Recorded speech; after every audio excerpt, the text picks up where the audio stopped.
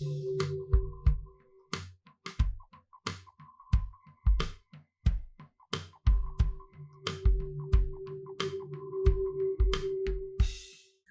everyone, welcome to the virtual tour of the exhibition on the Nature of Botanical Gardens.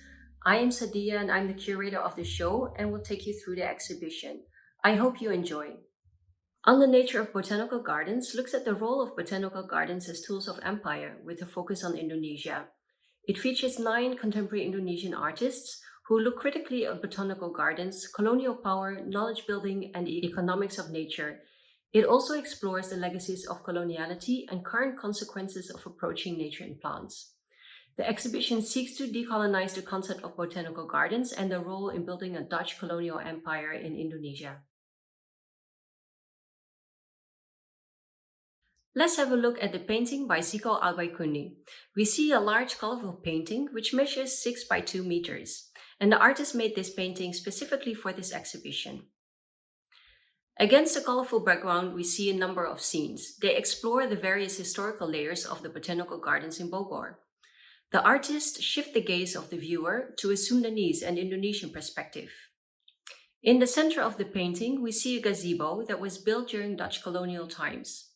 After independence, the Indonesian government built a totem in front of the gazebo, inscribed with the Pancasila, the nation's 5 principles. Sukarno, Indonesia's first president, is depicted seated inside the gazebo.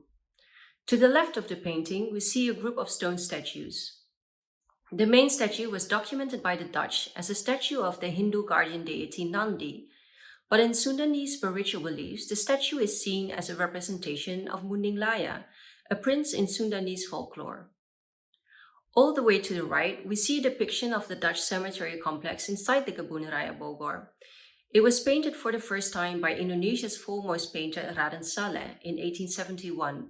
Nowadays, the cemetery is a park with a children's playground surrounded by bamboo. According to the spiritual community there, the bamboo appeases the Dutch spirits.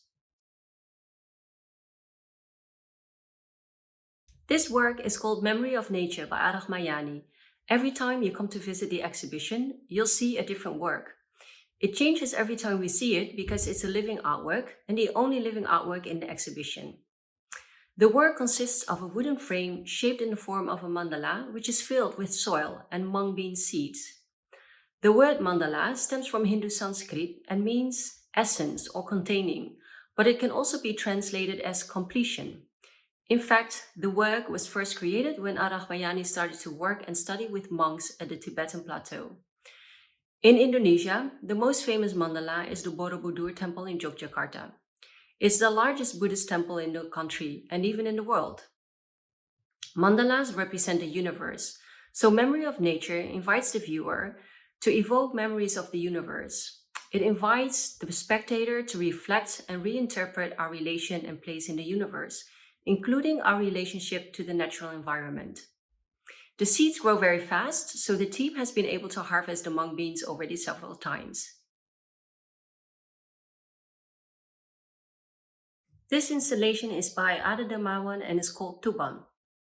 From a distance, the installation by Ade resembles a laboratory setting, and in fact, the objects on the tables are actual laboratory sets. Like in the daily use, the sets are used to transform materials. And if we look more closely at each individual set, we notice that each set holds a different spice or plant in the bulb. The spices, plants, and even seawater and soil are sourced from Tuban in East Java. Tuban plays a central role in Pramuja Anantatur's book Arus Balik, and Ade took his inspiration for the installation from this book. He was particularly interested in the natural resources mentioned and how they were used, so the laboratory setting mimics this use and transformation of resources. The fluids distilled from the spices and leaves are poured over the open pages of the books.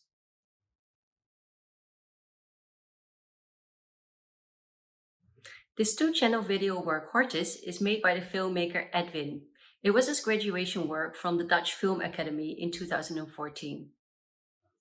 When you look at the work, you'll see that it's a black and white film, and the form mimics the silent black and white movies of the 1920s. True to that style, we see text boxes inserted into the video that tells the narrative of the main protagonist Jan, a botanist in a garden. When we look more closely, we notice that not all the material is actually from the earliest 20th century. Edwin has used archival material from colonial times documenting people and lives in colonial Indonesia. He had found this material in various Dutch institutions.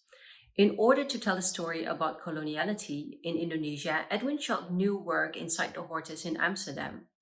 These new images are sexually explicit, so the artist worked with actors to shoot the film. Through the juxtaposition of the archival material with the newly shot material, the artist invites the viewer to be uncomfortable. It asks the viewer to think about the material and why the juxtaposition thereof makes you uncomfortable. Samuel Indratma. This installation by Samuel Indratma is actually not just one work, but three works that have been developed over the course of 2 years. The artist created them in relation to each other and to complement each other. The original work is the tall black and white painting in the center of the installation. It shows a natural world of tall plants, but we also see a head that looks like the face of a human as part of a plant or tree. She's the princess tree guard. In Samuel's work, there is often not a clear distinction between nature, animals, and humans. His creatures often seem hybrid, morphing various worlds. Samuel's approach reflects his view on nature influenced by Javanese beliefs and cosmology that in turn is affected by Hindu-Buddhist beliefs that go back centuries. Humans, nature, and animals are all part of one cosmology, and there is no distinction between man and nature. This idea is transformed into a three-dimensional installation, which is dominated by a large number of larger-than-life shadow puppets. These creatures are hybrid, sometimes with heads on both sides of what seems to be a body. Or is it actually a plant? At the bottom of the painting, we see a video animation where the artist breathes life into his work. The story is inspired by the theme of nature and environment and features many of the creatures that surround us in the installation.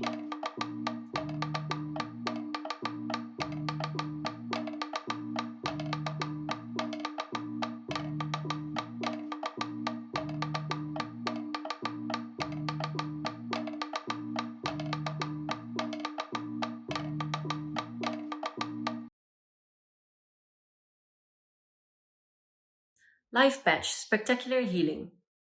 This is a 2-channel video work by artist collective Lifepatch from Yogyakarta. They developed this work specifically for this exhibition, but they build on research they've been carrying out for a number of years on pustaha of the Batak people in North Sumatra. Pustaha are books or manuscripts that contain lots of different knowledges of the Batak people, including knowledge about medicinal herbs and healing practices. Lifepatch asked the question what knowledge was lost when many of these pustaka were taken away to Europe. But they also asked how they could reconnect to this kind of knowledge and perhaps adapt it or add to it for the future. One video shows a recipe for one period using herbal medicine called jamu. You can still find jamu everywhere in Indonesia. It shows the process of collecting the herbs, making and consuming the jamu. Yang otak 1.600-an bisa jadi kita sekarang nggak bisa melakukan terus itu. Juga berpindah ke VOC dan bagaimana apa yang disebut indigenous knowledge atau pengetahuan walaupun demikian yang menarik pengetahuan juga masyarakat adat. The other channel shows a number of indigenous healing methods that are evidence of different knowledge systems about the body and traditional healing methods. It's a reflection of the research process. Ipeh Nur Perken. We see a lot of trees. Perhaps it could be a forest, but the trees look too aligned to be a natural one. In fact, it's a plantation. Perken is a Dutch word for bed, as in flower bed or plant bed. But these trees are not your average tree. We immediately see something is wrong because the roots of the trees are heads and skulls. Ipeh's style is raw, and the size and materiality of the work amplifies the rawness of the depicted violence even more urgently. We see a big knife, a person amidst the trees. Is he praying? There are whole nutmegs lying on the ground. Nutmeg was produced in Perkenet Banda, an island located in the eastern part of Indonesia. In the 17th century and prior, it was the only place in the world where nutmeg grew naturally. Nutmeg and its fruit maize were at one point more valuable than gold. In 1621, the Dutch Governor-General Jan Pieter Cocoon established a trade monopoly on nutmeg by murdering and expelling the local Bandanese to near eradication. Many others fled. Cocoon then brought in workers from all over the archipelago and beyond to work the perken. This massacre changed Banda and its population forever. Elia Nurvista Noble Savage Series. When we look at Elia's works, it looks like seemingly familiar artworks. We see paintings in an old master style, but something is different. The paintings are not actual paintings, but digital images of artworks by old masters downloaded from the internet.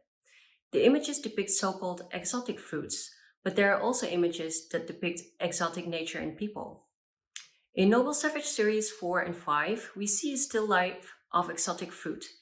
Many of such fruits are not indigenous to Indonesia, but were able to travel around the world and manage to root in different soil through botanical knowledge and vast trade networks that build imperialism.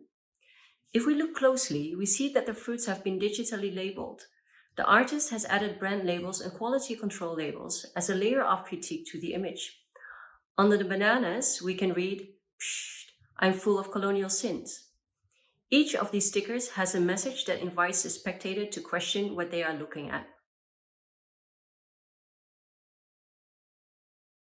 This artwork is by Sinta Tantra and it is entitled Kebun Raya Kebun Saya. We see a big mural of which the bright pink background stands out. Sinta created the mural especially for this exhibition. We see irregular shapes of blue on the left side of the mural. They are the blueprint of the Botanical Gardens in Bogor. These shapes morph into more abstract linear lines that refer to the abstract layout of an English garden. With this work, the artist explores the botanical gardens of Bogor and Bali and how landscaping tamed the so-called wild and savage nature and people during colonial times. Nature becomes art, art becomes artifice, and artifice becomes narrative. When we look at the work as a narrative, we see different stories evolve from the artifacts that the artist includes in the artwork. We see colonial photographs of the botanical gardens in Bogor, depicting the landscapes within the garden, such as the water lily pond. We see a tea caddy filled with Javanese tea, teacups, and the botanical map of Java showing where the tropical plants grow. These show how the fruits of botanical gardens penetrated everyday life. Thank you so much for joining this tour. I hope you enjoyed and stay safe, stay healthy, stay sane.